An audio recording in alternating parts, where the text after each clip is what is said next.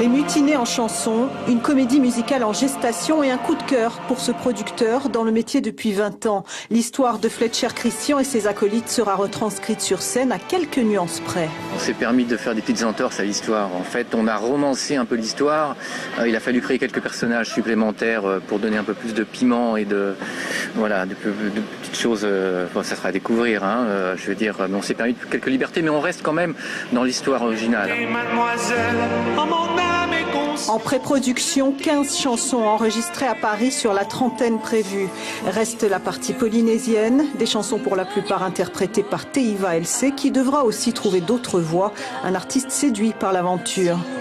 Quand il est venu vers moi, déjà, il m'a proposé le projet. Tout de suite, j'ai accroché parce que c'est une des plus belles histoires déjà qui existe et qui a été fait en Polynésie, qui sont passées en Polynésie.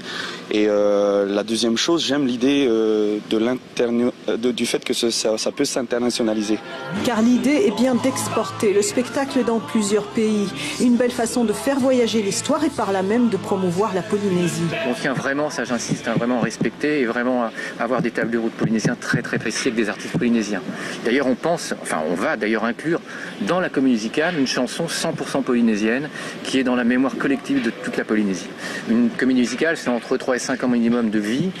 Si on vise l'international, ça sera encore plus long.